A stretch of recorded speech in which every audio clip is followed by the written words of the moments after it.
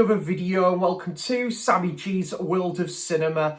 Today on the channel I'm going to do a bit of a different video here, and I'm really looking forward to doing this video here today on the channel because this video was inspired by the wonderful Neil at Neil's Movie Channel.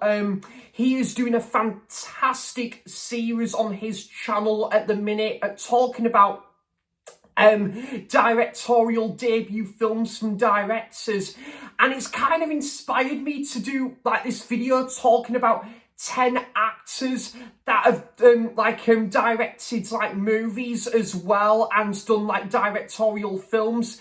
And yeah, I just think this is such an interesting topic here, and yeah, Neil is doing a fantastic job anyway with his channel, but also with that brand new series he started. So it's kind of inspired me to do this and talking about 10 actors here today on the channel that have also directed a film. And yeah, just wanted to come on camera and do something a little bit different because the last couple of videos I have done have been haul videos. So I wanted to do something a little bit different as well as much as I do love doing those haul videos. It's just good to talk about, you know, like movies in general as well as doing haul videos and just kind of like doing something a bit different as well. So yeah, this is about 10 actors, directorial films as well, and yeah, I just think this is such an interesting topic here. There is admittedly a lot of actors that have directed films that I haven't actually seen, like George Clooney with Confessions of a Dangerous Mind, I think, and then there's Mel Gibson with like The Passion of the Christ and Apocalypto, and also John Krasinski with the Quiet Place films, and Greta Gerwig with her remake of Little Women. However, I have seen Lady Bird and Barbie. Both of them films are fantastic. And also Paddy Considine, quick shout out to Paddy Considine. Actually, I have seen Journeyman, which is absolutely brilliant, and Tyrannosaur as well. I think there's another film he directed that I haven't seen, no. And also Robert De Niro directed A Bronx Tale and The Good Shepherd, which I haven't seen as of yet, but I have just had a good shepherd's pie today, I will say that. And yeah, Zach Braff, I have seen Garden State, absolutely love it, but I haven't seen a few of other Zach Braff's directed films as well. So yeah, Dustin Hoffman had a directorial film with Quartet. And also actors like Kevin Costner. I haven't seen, like, say, the Horizon saga films, and also Dances with Wolves or The Postman. So yeah, I just thought I'd give them a few quick mentions, because just to kind of take recognition of a few other actors that have directed films but just haven't seen as of yet, and there's probably a few others that I am missing off this list. But yeah, I just thought I'd give a few quick honourable mentions there of films I am interested to still check out nonetheless there. So the first one, Ben Stiller, and I think this is his directorial debut film, and this is Reality Bites from 1994, and this is also starring Winona Ryder and Ethan Hawke as well. This is a really good sort of like coming of age movie, this. Ben Stiller, he kind of comes into Winona Ryder's character's life, where she's kind of like a documentary filmmaker. One or two of her friends are going through, you know, like a real tough going situation in their lives, and Ethan Hawke has gone from job to job, and he's kind of, you know, struggling to kind of cope with like his working life and stuff, and like got sacked from like this job, and then he goes from this job to this job and working at a coffee shop and stuff, and all these friends have just recently like graduated from college, and Ben Stiller then comes into like Winona Ryder's character's life, and they start to have their own bond, and then Ethan Hawke's character, I believe from what I remember, starts to become a little bit jealous and stuff. Couple of serious like themes in there as well, and it's excellent. I think Ben Stiller, what he did with his directorial debut here, and I think Ben Stiller only really got into like kind of starring into sort of like more mainstream films, I think in like the early 90s, I believe, as well. So for him to do, or in the mid 90s, and for him to do this as his directorial debut film in like 1994 was really good. And yeah, I just think it's such an interesting film here. Kind of has a similar resemblance to like one of Richard Linklater's films there. So that is Reality Bites. And oh my God, I absolutely adore this film, guys. And that is Sean Penn with Into the Wild, based off a true story. Sean Penn is a really good actor like Ben Stiller is, and I don't know if this is his directorial debut film, I'm not too sure, but Into the Wild is probably one of my favourite ever films, to be honest. I have seen it a few times, not seen it for such a long time, admittedly, but I think this is a really good biopic, true story about someone that's just Chris McCandless, who has graduated from like university, and all of his like savings to donate to charity, and decides to travel out to Alaska and not really telling about it to his friends or family. And he's had this plan, like he's kind of planned this for a while, and then he decides to venture out to Georgia, Alaska, and yeah, this is such an incredible, breathtaking film. This, like, Emily Hurst's Christopher McCandless, and yeah, he does such a good job in the leading role.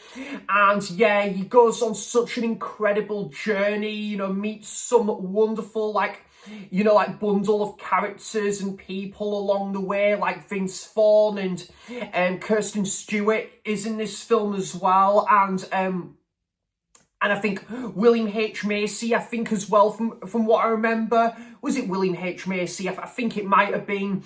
But yeah, this is a really good movie, guys. You know, it's got a lot of like kind of a tug at the heartstrings like moments in there as well. Like there's like kind of just one like sort of part of the movie where Kristen McCandless and this guy is this older guy as well, and they kind of just have, you know, a real good like kind of chemistry, and they just sit down and they chat about life. And there's one quite emotional scene in there as well, and it is just such a beautiful, fascinating movie, this, guys.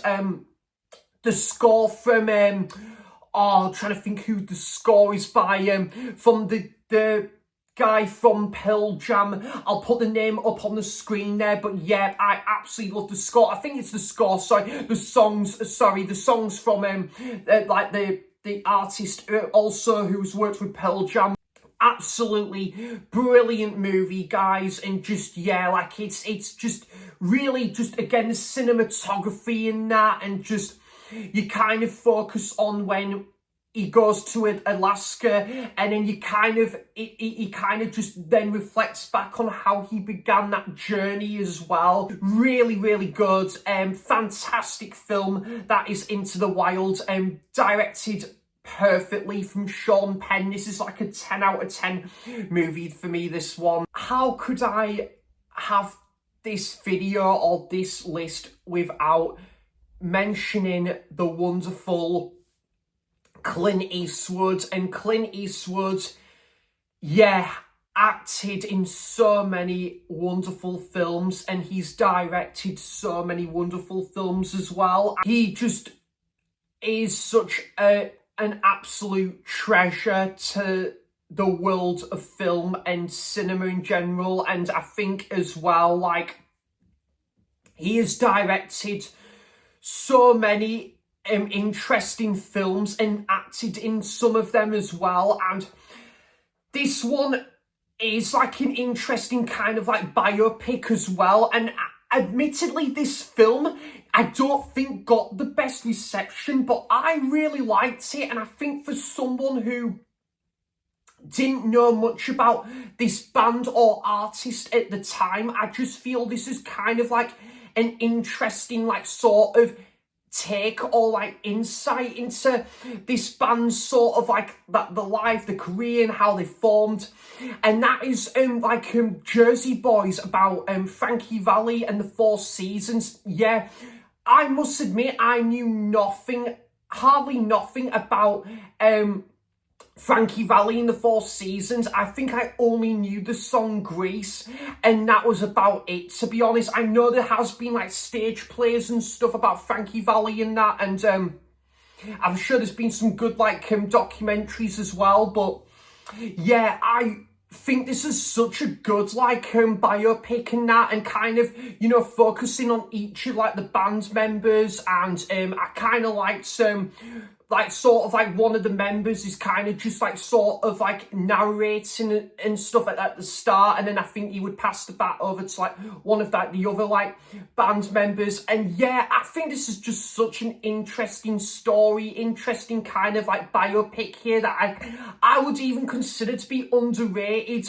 Yeah, I think all the guys who portrayed like Frankie Valli in the Four Seasons, they do really solid jobs. I think that kind of the lighting and the costumes and the settings just really excellent here. A screen presentation of Frankie Valli in the Four Seasons. I think Clint Eastwood did still do a very good job with this. And yeah, just a kind of like for someone at the time who was kind of a newcomer to like their music and that, and knew pretty much little to nothing about their music before watching this, I thought this was a really interesting viewing. So yeah, that's Clint Eastwood with the film Jersey Boys. And kind of similar, and this is again kind of a music sort of based movie, and I can't think how many films Tom Hanks has directed. I know he directed Larry Crown, which I know Ollie has spoken really highly of. Tom Hanks and Julia Roberts, and that is a film I definitely would love to check out. I love both Tom Hanks and Julia Roberts as well. And yeah, like they've been in some great films together, but also yeah, like they've starred in so many other great films as well. Yeah, so this is a film I came about through Andy at Forgotten World of Movies, and that is the film That Thing You Do from Tom Hanks, starring and directed by Tom Hanks. And yeah, I really loved this. I would actually love to see this film get a Blu-ray release over here someday. And I think again, this is just got a really cool like setting to this one. I can't remember, was this set in like the 60s or 70s or the 50s? I'm trying to remember, but I think yeah, and the band in it were just really good fun in this movie. And you know, who have a one hit wonder with the film, with the single, the one hit wonder, That Thing You Do, and it's kind of what they're most like known for and stuff. And you know, like coming up with like other material and that, and they're kind of most known for their single That Thing You Do, and they go on tour. Tom Hanks is like their stars as their manager as well, and I think he comes more into the movie, into like the second half of the film as well. And yeah, I just think this is such a good fun film, very good like music based film. And I think as well, like I just kind of like how when films do that thing where they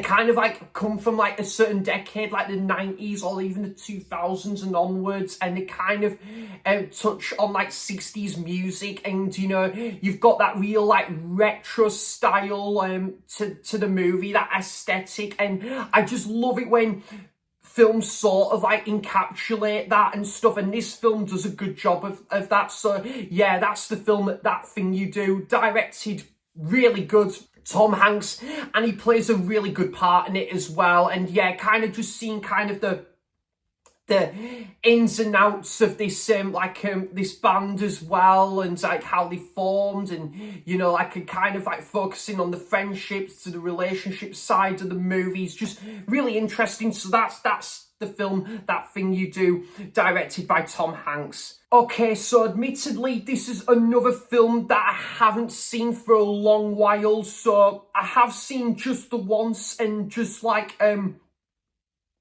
Jersey Boys, I have only seen it the once, so I am overdue a rewatch of this one. But I did go and see this. I think I went to go and see it at the Electra Cinema in Birmingham like 6 years ago, and I thought it was a very good A24 film and a great like directorial debut feature from Jonah Hill. Jonah Hill been in so many like great fun comedies, and it was very interesting to see sort of like him behind the camera and like kind of like do something, you know, like that is an A24 product, and that is the film mid-90s. I think the film only clocks in for just under 80 minutes, but that is no bad thing by any means, guys. And this is yeah, a really interesting sort of like film about this young lad, and he hangs around with like people who are really into like skateboarding, and they kind of like have their own like sort of hangout group and stuff, their own like hangout club and that. As soon as like he hangs out with his friends and he makes friends, maintains friendships with people who are really into skateboarding, it kind of turns his life around a bit and stuff. And yeah, I really liked this. I kind of like how the film is shot as well, like just certain aspects and that are just really interesting to this one. And I think I can remember like one scene that was just like it, like at a house as well, like there's the house party. I remember like one character, he kind of like changes his ways towards the end of the movie, and it kind of like, you know, like sets like kind of like a different tone to how you knew the movie prior to that, kind of like the last 20 minutes or something. And yeah, really interesting film. I think there's one character, I think, called Fuck Shit. Which, yeah, like, very interesting, odd name for a character, but yeah, I did really enjoy this, and I haven't seen many films that like centers around skateboarding and that, and I think Jonah Hill did a really good like directorial debut feature film with this as well. And I just am a sucker for like these like indie dramas as well, guys. You know, I know they're not for everyone. I know a lot of these indie dramas, they work for a lot of people and they're not everyone's cup of tea, and that's absolutely fine, guys. Different strokes for different folks and all that. But yeah, I really had a good time with this one. Overdue a rewatch. And again, there's quite a couple of hard hitting moments from what I remember, especially like towards the end as well. So that's the film mid-90s. Okay, and the next film is from Simon Bird, most notable for playing William Mackenzie in The In-Betweeners, and obviously he's from like Friday Night Dinner. But yeah, this was one I did watch during like the pandemic, and yeah, I think it's been on like Film 4 a few times. Have seen it the once, and I remember this one being a pretty good directorial debut feature film from Simon Bird, and that is the film Days of the Bagnalled Summer. Yeah, one film that's kind of perfect to watch around this time of year. I would even say, you know, I love watching like these kind of summary based movies like The Way Back, or there's the A24 film like titled 8th Grade, or films like Adventureland. I think they're just really good to watch around like this time of year. Yeah, I do really like those like summer based movies, and this is another good one. And yeah, there isn't like a big cast to this film, which isn't a bad thing by any means. And yeah, like kind of like I do really like some films that kind of have a not as well known cast, and yet you really admire them as actors and like kind of like their acting and stuff still. I think the kind of the more well-known name in this, I think, is Tim Key, who obviously played sidekick Simon with Alan Partridge. He's in the brand new film The Ballad of Wallace Island, which I would love to see at some point.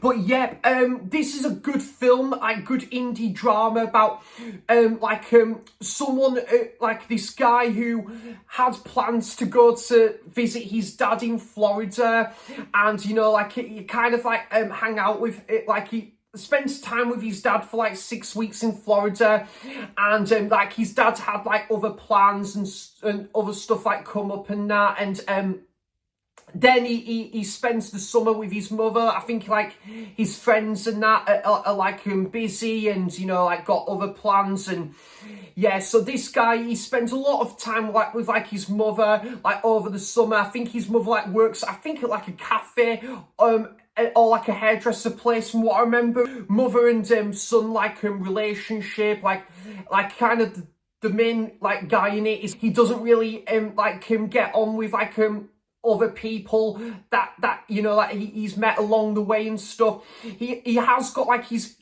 like one of his really good friends, and they kind of like just hang out as of when, but then one day he's got other stuff going on, and the other guy is not really, the main guy's not really feeling too up to it.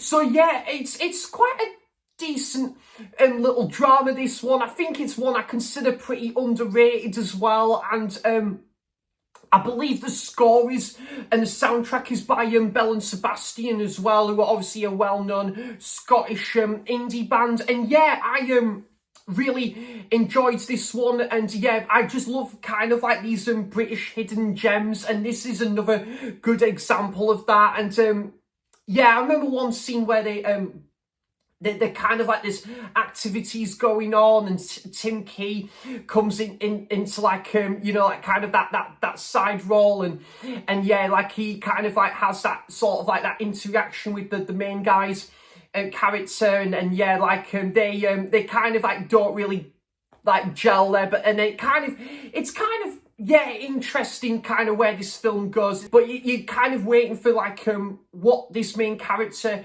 does eventually get up to, like who he meets along the way, and it's kind of an interesting build up there. So that is Days of the Bagnalled Summer, directed by Simon Bird. Okay, the next one. Now, I did talk about this one in my 10 British hidden gems video, and I thought I would give it another mention. I think this film is quite underrated, to be honest, and I think it is just, yeah, a really good, wholesome, like comedy drama that's just got a kind of a Wes Anderson style to it as well, and that is from Richard Ayoade, who obviously is most notable for the IT Crowd, and he's been in many other like you know, like TV stuff and films as well. And that is the film he directed, Submarine. Now, Submarine, I think, is pretty underrated. I love the soundtrack from Alex Turner, and yeah, again, got a couple of like, you know, like kind of like sort of well-known actors. There is Sally Hawkins and Paddy Considine that's in this film as well. And yeah, I really like this. I have always just had a really big soft spot for this film, guys. I just love kind of like the way the film is narrated, and it's kind of a film that's kind of like set at like the autumn winter time, and I just love that setting. I kind of love how there's this kind of like this family that've got their house on like the top of the hill, and there is kind of like this relationship breakdown between like Oliver Tate's parents in the movie. Oliver Tate is kind of, he's struggling to cope with all this stuff that's happening with like his parents, and his mum is having like kind of a secret affair with Paddy Considine's like character, who's kind of like a magician, a TV magician. And yeah, I absolutely just love this film. I just love kind of the style, and kind of like sort of the color grading to it, the way the film is choreographed, and yeah, I just think it's such a like kind of like a really like unique style and stuff. Like again, like the whole like color grading, and you know, like kind of like the sort of like when it tells like with the chapters, and it's got that really sort of like dark sort of abrupt sort of music that comes in when you least expect it. And yeah, I just think this is a really fantastic like indie comedy drama, this, and it's got a bit of charm to it. It kind of has a bit of a downbeat feel about it, and you know, it's not the most upbeat movie. It's kind of like a bit of a downbeat comedy drama, but it's just a fantastic film. You know, I just again think the film and kind of like the way and the way it's directed by Richard Ayoade is absolutely brilliant. So yeah, and this is just a really interesting sort of character-driven story, this one. I do quite like the main relationship in this film as well. Like that's kind of written really well with like Oliver Tate and Joanna as well. So yeah, that is Richard Ayoade with Submarine there. A Real Pain, directed by Jesse Eisenberg. Now, yeah, Jesse Eisenberg. I'm not a huge fan of Jesse Eisenberg as an actor, to be honest. I don't mind Jesse Eisenberg. You know, he was really good as Mark Zuckerberg in The Social Network, and you know, he's been in a couple of other really, like really good films as well, and you know, like decent roles and stuff. But he did an absolutely great job with this movie here, and starring in it as well. And that's yeah, the film A Real Pain.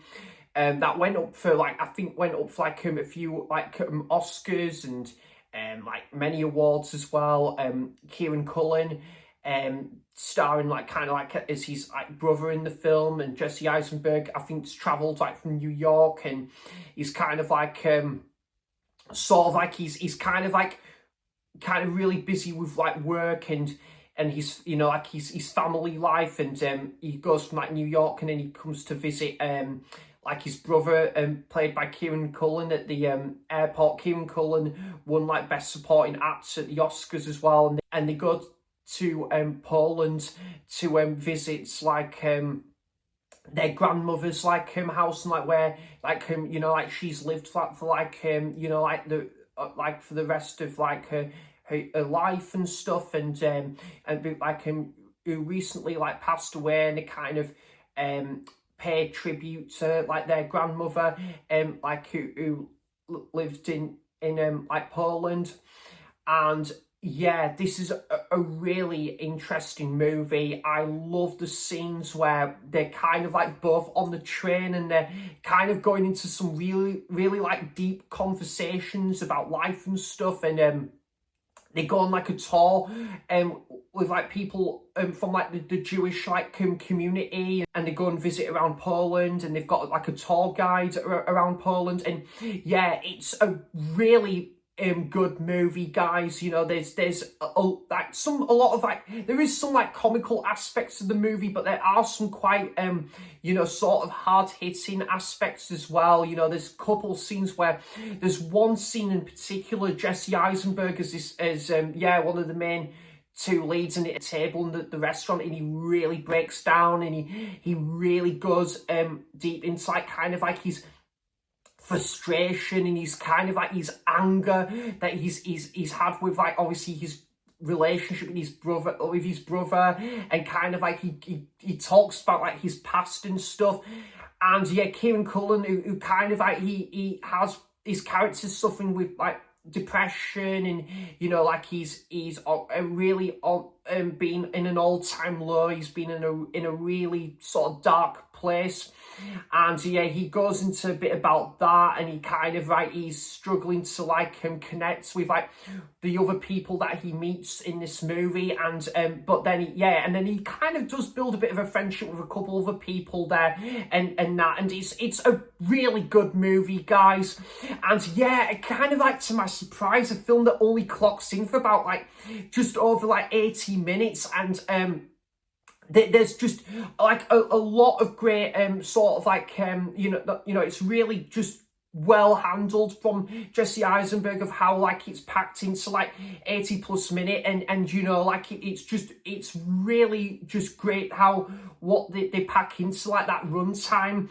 And yeah, I think this is a very good film, and one that kind of like it's just, I love again like kind of those like travel related movies as well, like again from Ben Stiller with The Secret Life of Walter Mitty and Into the Wild. And this is another like really good travel based movie, but this has got like a few dark, this has got a bit of a like a sort of a serious theme as well. And yeah, that is Jesse Eisenberg with the film A Real Pain there. Woody Allen, kind of a bit of a love or hate sort of actor director, bit of like controversy like over the years and stuff, but kind of like to separate the arts from the artist. He's still made some really good movies and starred in some really good movies as well. And yeah, Woody Allen, like behind the cameras, made some really like interesting movies, and this being one of them. And the second to last one for this video is Midnight in Paris.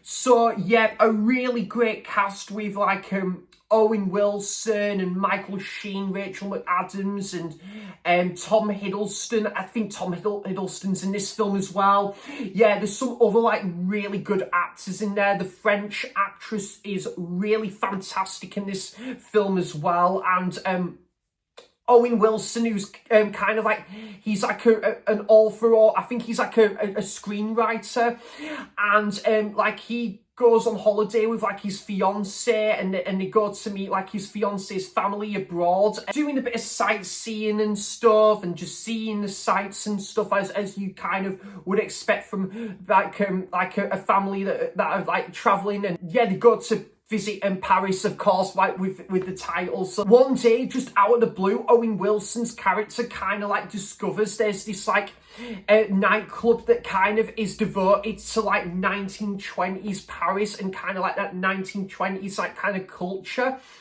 And yeah, I just really love this movie, kind of like a film of two halves as well. It's just a very different first half to the second half, and Owen Wilson, who's really just enjoying being involved in this sort of like this nightclub, and like meeting some like like really like cool like people in this film as well. And he sort of like has a friendship with them, and yeah, like he's finding as well that along the way he's not having the best sort of like experience like in Paris with like his wife, so he's kind of more drawn nearer to like this nightclub and this community in Paris that's kind of really fascinated with how life was in the 1920s. And yeah, I think this is a really fantastic underrated film here from Woody Allen, and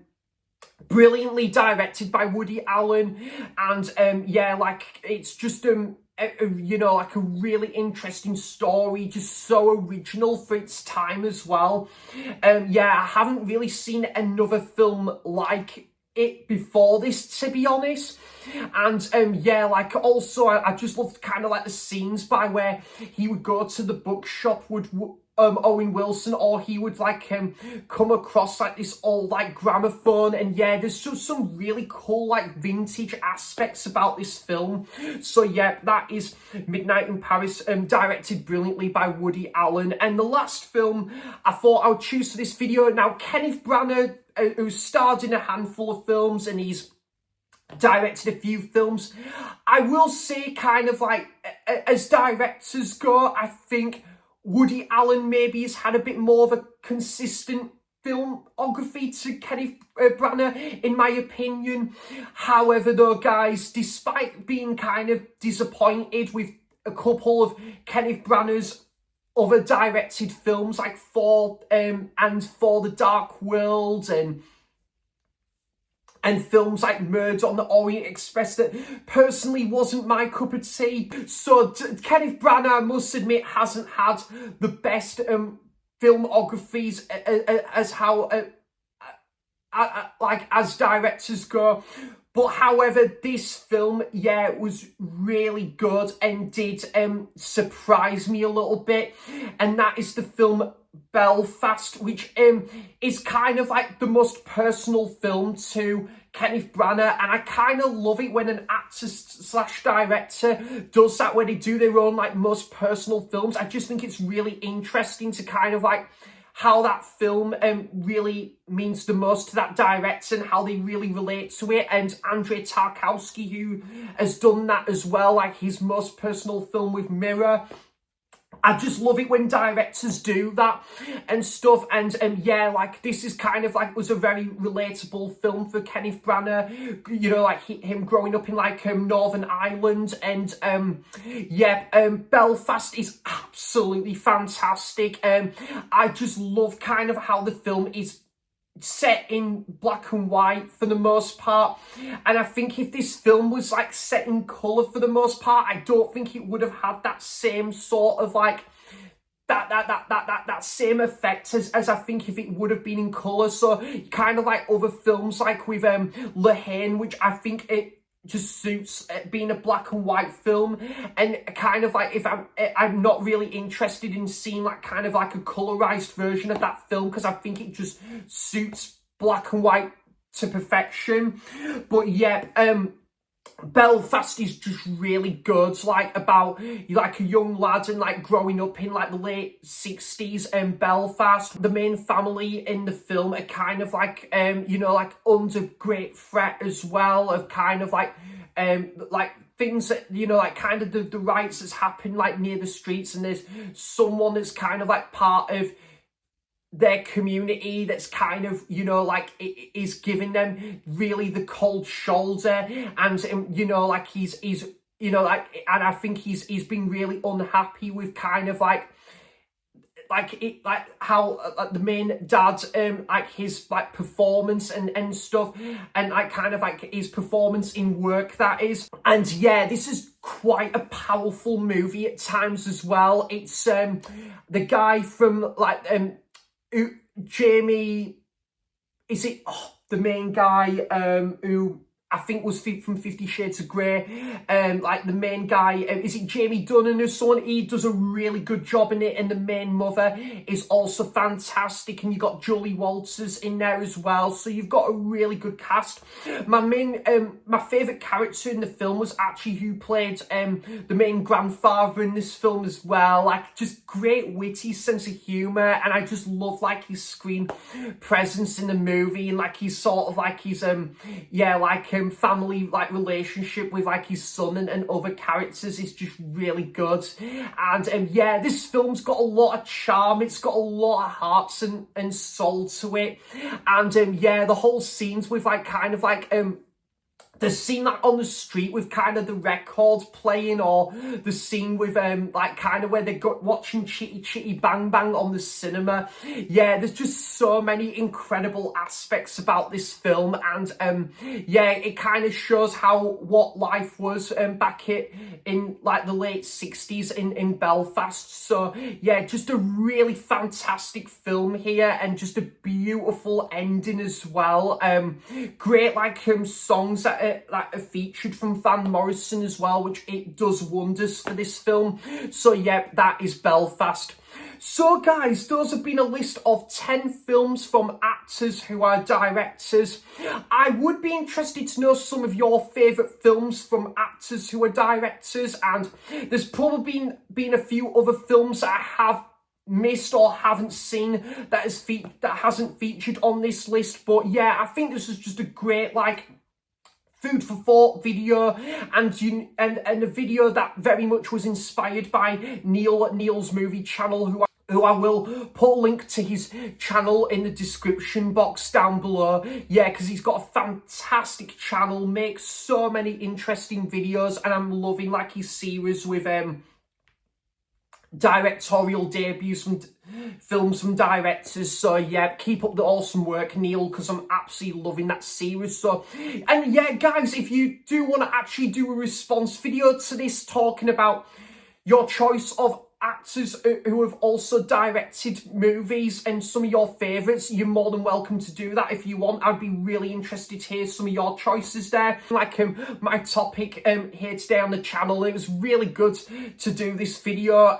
Yeah, like there's been some of these films I haven't seen for a while and I'm overdue a rewatch, and also Reality Bites, I think, is getting its screening at Tyneside Cinema at the end of July, part of the Teen Choice season at Tyneside Cinema. So I very much plan to go and see that at Tyneside Cinema next month. Yeah, so thanks for watching, guys, and thanks for all of your continuous support on the channel. I really do appreciate it. Thanks for watching. Cheers for stopping by. And until next time, I'll see you for the next video. Bye-bye.